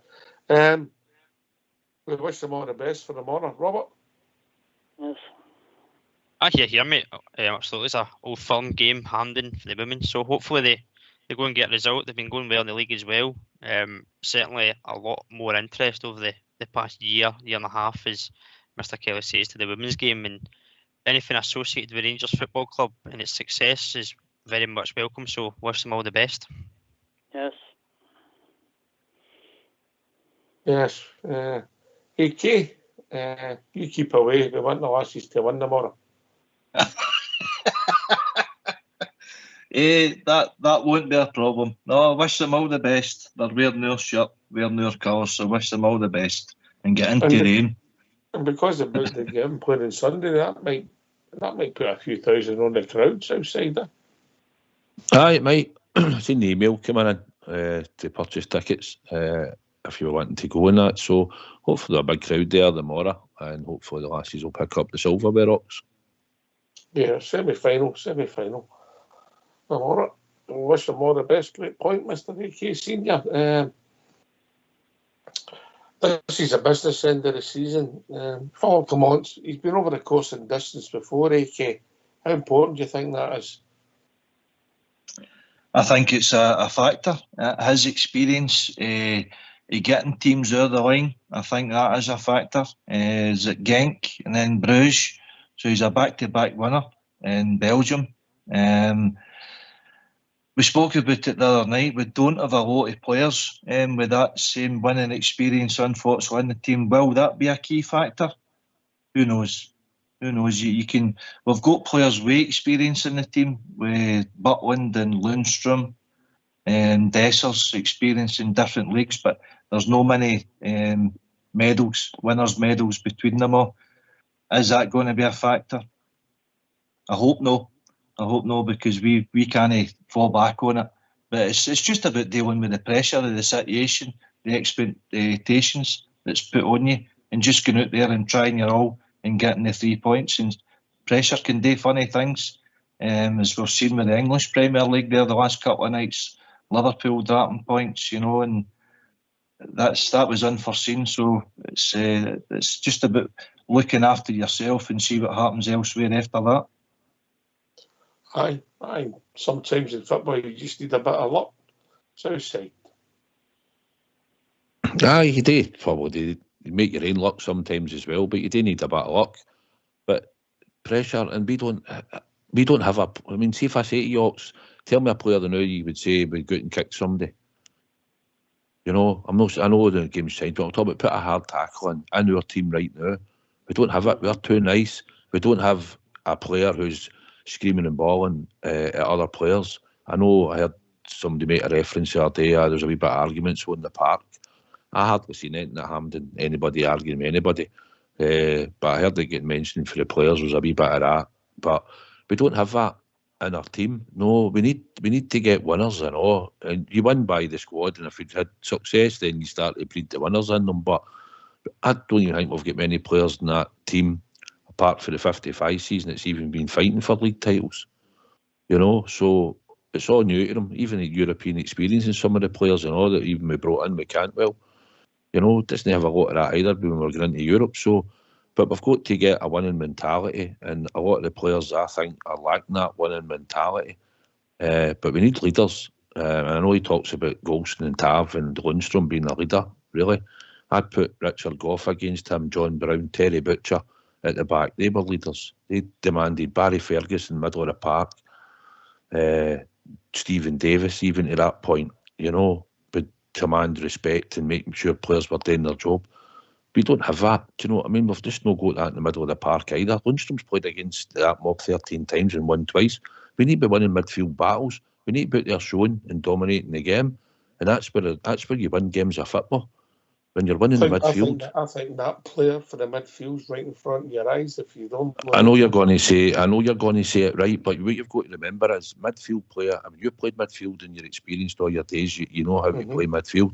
He's learning the job, right? I'm not saying you couldn't make him long term, but I don't think long term, and this is just my opinion.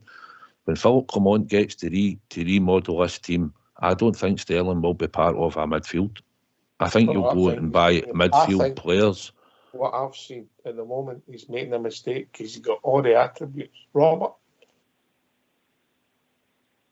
Can certainly see your point, Ox. He's got a lot of boxes ticked for that centre midfield role. He's got the pace, the power, the strength, the confidence to carry the ball, the defensive work. It does tick a lot of boxes.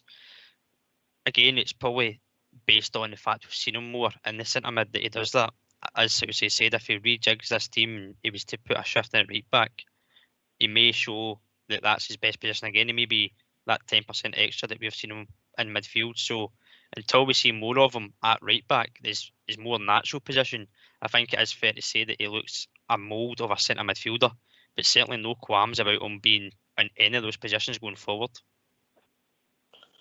I just think we've got an asset there, AK, that we've stumbled on. I would certainly all the attributes that he's got, the stature and the physicality, and he certainly brings that to the table. I just don't see him as a natural fullback for what we're looking for. That would probably fit in with the mould.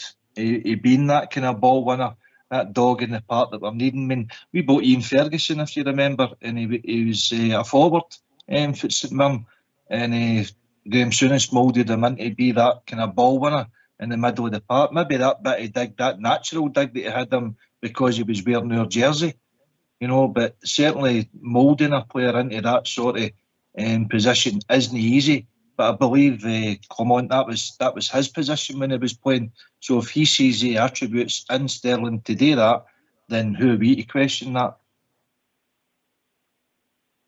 We've been joined by Ross. Evening, Ross. Hi, Ox. How we doing? Evening, lads. Good to hear from you, mate. Good to hear from you. How's things? Feeling this cold today, but it's all right. Aye, we can hear you, mate. Carry on. Evening, Ross. How we doing, lads? Southside, how we doing, pal? Aye, good, mate. Good to hear you. Just see what you were saying there about we don't have leaders and someone that's going to be nasty and shouting.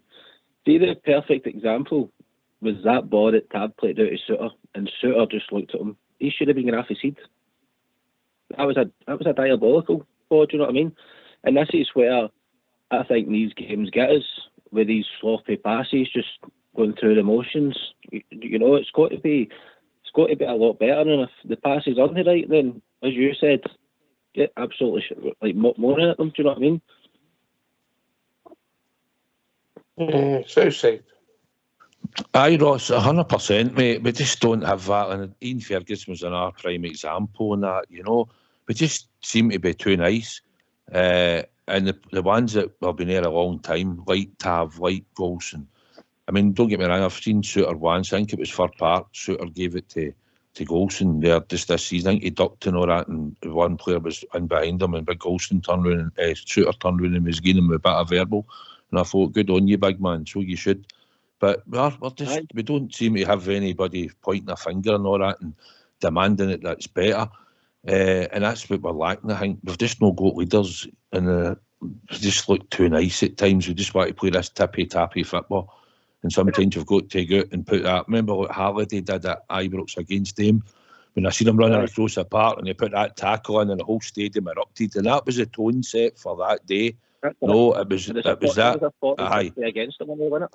Aye, and don't get me wrong, if he doesn't win the ball, he's probably maybe getting off for taking a yellow right early, but it might have been a red. I know, but see that day, that just got everybody in that stadium right off their seat. And see, when you used to watch day games, that's what it was like. I remember Paul Hartley doing one, he's right in the first couple of minutes up there at Park. He just took centre and he just went in and smashed somebody. You know, we hardly do that at all. When was the last time you seen a Rangers player smash a player? I know. When was the last time? You know, so Clement needs to get more players with aggression and all that as well. I know we like to play the nice football, but you've got to get that bit of aggression. And I don't see many players out in that squad with any aggression, to be honest. Southside, just quickly before I go, right? I know that you like Sterling, eh? Aye, I do, mate. But I just don't think he's. I don't think he's going to be Clement long term a midfielder. I think he's got the finesse and all that, but I think he's got other attributes that you talk about. That's just my opinion, Ross. Do you know Hank? But that period over Christmas, he was our best player there. And I'm not having a go at your opinion, mate. No, I respect you, mate. No. Aye, he was. He had a lot of good games, and I think central. If you're playing him in a two, and you're just wanting, don't think you get a lot going left and right, wide left off him. And we've seen it at St Mirren and that. He was a bit unsure where to go at times, and Ridvan was running into him, and there wasn't any space. I just don't think he's got that wee bit of finesse. I think if you had a midfielder with a bit more about him, it's played midfield, and you know what I'm talking about, he's more experienced in there. Listen, he could turn him into that, Ross, and if he does, then it'll be great for us because we'll save probably a lot of money. My fear is that we're making offers to Lundstrom, and if you want to maybe see the best of Sterling, because I think you've got to make sure. And I think you've got to play Diamondi, mate. I mean, the guy's a football player, you know. Well, that would be my two starting next season. So it would. Sterling and Diamondi, Ross. Aye. But you're a good judge, mate. You and I talk sense again, don't we? Well, you know the rules. Aye, listen, everybody sees it. So it was Southside saying he's not playing Sterling, he just maybe thinks he might want him a natural fallback. That's everybody sees it slightly different, you know, mate. Yeah. No, I like him. Even the press conferences the other day, he came out and he told the truth. Like, we've been hopeless. You know what I mean? And all the other senior players are like dancing about it. We'll learn for it. How many times have we heard it? Aye, well, that might be another thing, mate. He might end up with an armband because he's certainly got something about him, mate. And I think he could grab people with a collar out and tell them, get your finger out. Is that for me or my fear? Well, if you're going to be silly like that, we'll put the 2 years off and make it easy for us all. Carry on. You say that. Right, well, aye. I was actually speaking earlier to my dad, and he mentioned that the 78 team. My dad, you'll maybe be aware of it too, but he mentioned a lot of names: Tam Forsyth, Alec MacDonald, guys who could get stuck in. But we can attain it for granted. Generations of Rangers teams there where effort was the least thing that we were expecting of them. Now we're actually praising them because they are getting stuck in, because they are showing a bit. That was just the whole thing. You've touched on it this week yourself, Fox. Here, we seem to have lost our identity, because we've filled a team full of foreigners. I mean, John Suter's probably the only Rangers supporter, the only Scottish guy that we've got in the team. Well, McCausland as well come back in there, but we've not got enough of them, and that's been a problem. And it comes from within.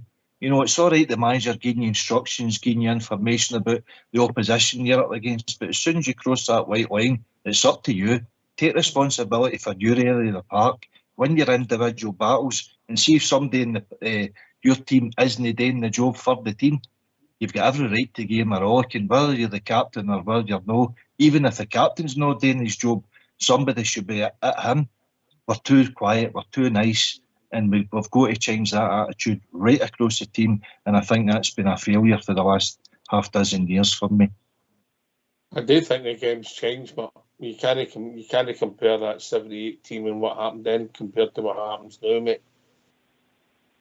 No, that's a fair point, but the issue is the character of the player, though. The guys will automatically see where things isn't going right, and they'll start finger pointing, work harder for the team. It's all about the team. You're wearing that jersey. You've got thousands coming to watch you. You've got millions watching across the world, and you're letting them down. Can you look yourself in the mirror when you come off against Ross County, off against Dundee, knowing full well you might have won a league with these 2 games alone, after all the work that we've done to get ourselves in that position in the first place, to go top of the league, and then you're lying over, you're rolling over because characters in the team, they feel a wee bit of pressure, the expectation's too much on them. A lot of rubbish, Oxford. Honestly, they're professional football players. Go out there and prove your worth. I think sometimes we look back at Southside, we tinted as if some of our teams for the past never had bad results or bad performances. No, I know. When Ali was talking there, see, when you think, right, we went in and we bought somebody like Stephen Naismith, right, as much as I detest him now, right, him and Whittaker. He was a good player for us. But I think, look at the effort that boy put in, look at the will to win and all that. He battled for you, he scored goals in big games. You look at Kevin Thompson when we signed him, Stephen Whittaker when we signed him, you know, how he's another one, Whittaker, but Kevin Thompson and all, they get stuck in and they played a bit of football for us and they done well. We signed big Marvin Andrews, who came in at the back and done a job at the time, solid, but he was, at least he could go in and header the ball and all that. He wasn't maybe the most accomplished player, but he done a job. There's players sometimes we're looking at this finesse guy for the foreign country, but we've tried to try and get some Scottish players, because if you get them in, and they will battle for you. You know, they know the league. So there is players there, but we've just got to be more prudent when we're trying to get them and when we're trying to get them. But I think we need to get a bit of a Scottish identity back into the team. Whether they support Rangers, it doesn't really, we prefer it, obviously. But if they don't, and like Davy Robertson came for Aberdeen, he supported Aberdeen all his life. But he came into Rangers and he done well when he was a battler and he wanted to win. So, you know, we've just got to judge it when we're trying to go into the market. But we've got to get a bit of Scottish identity, I think, back into our squad. But they've got to be good enough first and foremost to get in there, or get some of the young boys that are there or thereabouts are coming through. We've got to start promoting the youth and all. We've got to start getting some of these boys into the team. Because I'm going to drop out now, mate. Okay. Excuse me, have you started to see the training for the September gig? It kicks off this weekend, actually. Is it? So it does. So, aye, we'll see how we go. But aye, September should be good. You playing this year, Alec? No, having a year off the outdoor, pal. Maybe see indoor if you're there, but have a good season, mate. No problem. Right, Ross, all the best. Ross, before you go, give your top 3 players for this season, yeah? The goalkeeper. Right. I'm going to put Sterling in because I think he's been one of the consistent ones out of the rest of them. Last one. Seema. Good judge, Ross. Good to speak to you as always, pal. No problem. See you later, boys. Good to hear you, Ross. Speak to you soon, pal. Take care, mate. Yeah, bye-bye. Top man, Ross. Top man. And see Alex back doing the radio. Challenged him and all now. Ross says you playing. He says no. I could come out of retirement, no bother.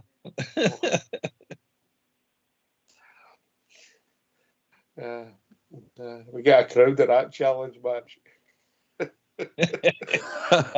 I'm waiting in the Old Bear Challenge match for the snooker, the South Side.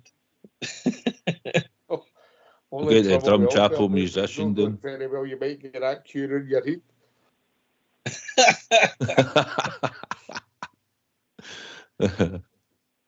Ox, what's your team for Sunday?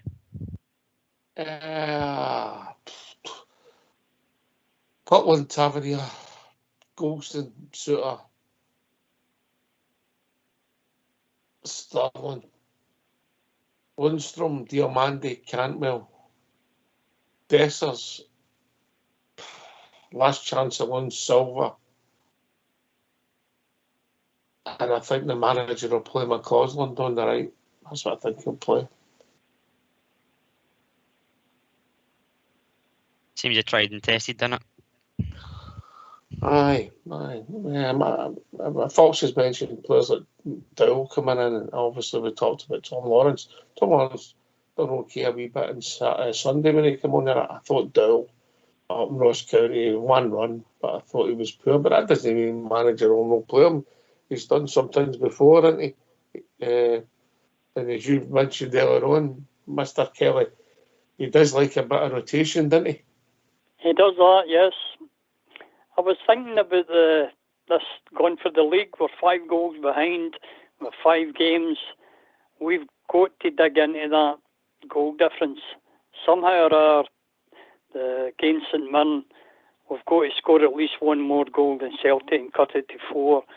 And then hopefully the next game, maybe cut it back down to 3 or 2 and then go to Celtic Park and get everything we've got. Because it's basically a 4-point advantage that they've got if we want any chance to have Hellercock to Sunday at Tynecastle. We really, we know we've got to win the games. We've got to dig in there. I get your point, but I think you'll find that I don't even think Mr. Dockett is with his team tomorrow the weekend, so it wouldn't surprise me what happens there, but it'll be interesting. But that is a very good point. Southside, but they need to score goals, yeah? Aye, it's been should be that for the start of the season, but we've not been too prolific, have we, overall? The main thing is to try and keep clean sheets, but to try and score goals, aye. We'll need to try them more on Sunday. We'll need to try and get at least 2 or 3. It will be a hard game, but if you're creating chances, if we create 5 or 6 chances and they're decent chances, then you're hoping you at least take 4 of them. At least, so I'm hoping that we'll create enough chances on Sunday that we'll I mean, I think time for Dessers to stand up and be counted and armed. He's the guy we've got to rely on. There's nobody else. He turns up and he's got 19 goals in all competitions. He's got 2 of it last week. Could have had probably 1 or 2 others, but at the end of the day, he scored 19, and it's a decent record. And he's been doing better since come in. But it's tight part and there's not a lot of space, so he'll be well marked, and I think it's for other players to get in behind him and run after the ball. And I'm hunting if Silva's picked or McCausland and you've got Cantwell, or if there's a Lawrence in there, they need to get themselves in the box to have bodies in the box. So if they're looking to shut off Dessers, we've got other players there that can maybe get in and get a chance. And there's always set pieces. We need to try and do something for a corner and all if possible. But they'll be dangerous. They'll be dangerous for corners against us, Ox, because you've seen them. They work on set pieces, and we'll need to be on that on the day as well.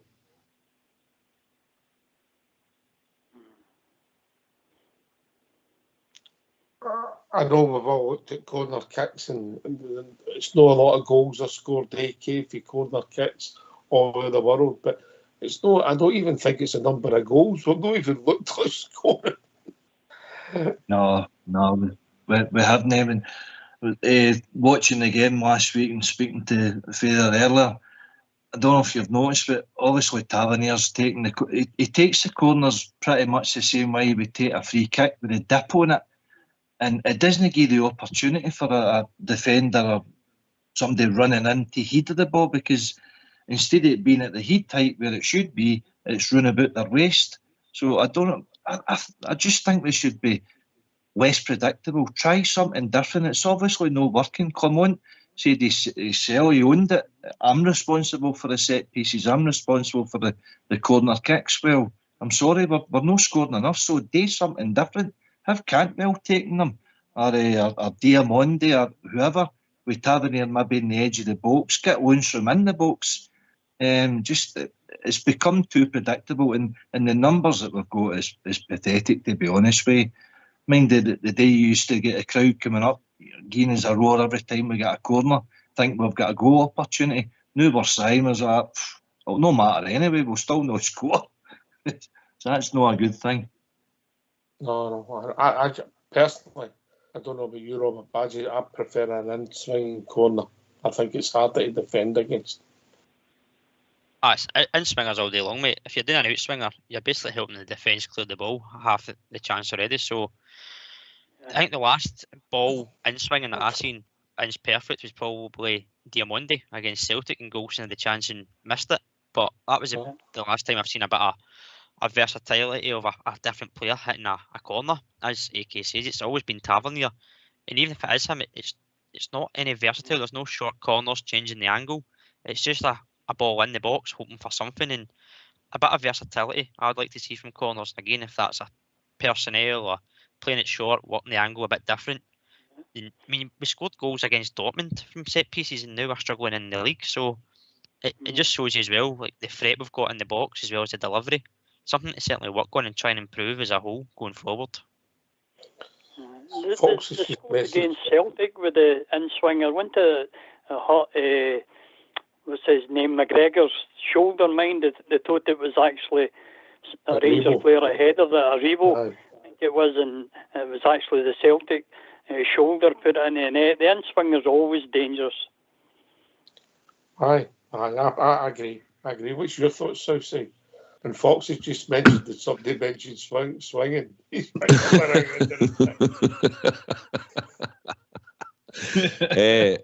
I think we should just overload the box with players. Listen, when we're taking a corner, if I'm the opposition manager, I'm only worried about two players, Golson and Suter, if they're playing, because that's the only two that I'd be looking at thinking they've got the capabilities of heading the ball in against me.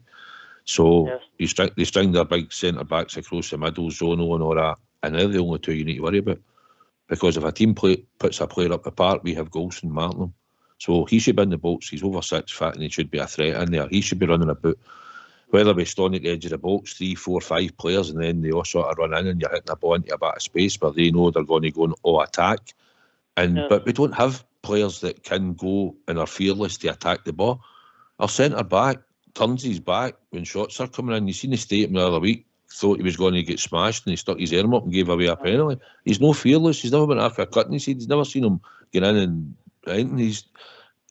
So you've got him and Suter, and that's all the opposition need to worry about. And that's sad. That's sad, dogs. That's how we don't score for corners. Going back to that, did you actually see Trent Armstrong's? Is that his right name? Trent. Yeah.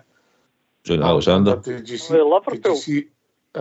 his effort at defending against Everton? Have you seen it out there on Twitter? Seen it. You see the second goal. Oh, jeez. But we're not. I've not seen it. Oh, let's see if I can get it. Old school blue, see if we can dig it up. Anyway, right. Aye, in-swinging corners all day long. Mr. Kelly, we've reached that time of the evening. You've surpassed yourself tonight. That's Mr. Kelly Senior. You never surpassed yourself, Mr. I've Kelly. actually took sleeping tablets. All right, you should have stayed with it, just like your boy talk there. No, I've enjoyed playing away. He's a some crowd. Brilliant, mate. Great to hear from you again. Yeah, right. Well, give your prediction for the game on Sunday. The game on Sunday, as I said, I hope we can chip away a 2 or 3-0. As long as we can score one more goal than what Celtic scored, we've got to chip into the goal difference. Otherwise, even the miracle winning at Celtic Park is not going to be good enough for us. So they can do it. I mean, at the end of the day, roll up the sleeves, get stuck in, and let's go for it. That's all we can do. Cheers, mate. Cheers, a pleasure. Good night then. All the best to you. Bye. Good night. Good night, Dad. Aye, good Good night. night, John boy. AK. Oh well, thanks to my father coming in there, and young Ross as well. But I enjoyed the show. My dad says it's we've backed ourselves into a corner. Do we accept it or do we come out swinging? I'm hoping the team comes out swinging and just go for it now. 6 cup finals. Come on, the Rangers. Yeah. Don't forget you get your Super 6 on, AK. Aye, oh aye, brilliant. What does it get us? There's starving ways all over the world waiting for that donation, mate. Robert? Aye, good show, mate. Good to be on with yourselves, AK Southside. Good listening to Mr. Kelly Senior. A lot of interesting points he made. It was good to hear from him. Are you intimating it's no good listening to Mr. Kelly Jr.? The wiser Mr. Kelly is the senior one. Okay. No, a good show, mate. Big game Sunday. Looking forward to it. As we say, hopefully go out in dominant performance and a comfortable 3-0 win. I'll go for eating that goal difference, get the 3 points and put the pressure on. Okay. Southside. Aye, good show tonight, mate. It was good to hear AK Senior on. Very articulate man. Made a lot of good points in that. And, good to hear Ross on as always. So aye, it's been a good night, mate. All on Sunday. Looking forward to Sunday. When we get to one stand, so I'm sure we'll all be loud and proud in there. But it's about getting the 3 points and hopefully score a few goals. 2-0 last week, I told you, 61. Managed to get that, so I'm going to go for 2-0 again, mate. But I hope it's a lot more. But I think it'll be a hard game to break them down in that unless we can get an early goal. So hopefully it'll be 2, but hopefully it'll be more than that at the end. But 2-0 for my bet. So fear no foe, mate. We march on. Yeah. Thanks to the Kellys, Ross, Southside and Robert for doing the show. Fox and Old School Blue for doing the technicals. This has been Rangers Radio. We'll be back at 11 o'clock. There's a 12 o'clock kick-off, Southside, didn't it? Well, hold on, I'll tell you. In a minute. I thought it was half 12, is it? Is it not half 12? Wait a minute, let me just make sure I get it right. 12:30 kick-off Sunday. 12:30. We'll be back. Oh, Fox will be delighted. 11:30. We'll be back at 11:30 on Sunday with a pre-match show building up to a Rangers Factory at Love Street. Thanks to everybody for joining us on the show tonight. Thanks to everybody for listening. Thanks to the Techie team, Fox and Old School Blue, and we'll be back at 11:30 Sunday morning for a pre-match show. Take it away, Old School Blue.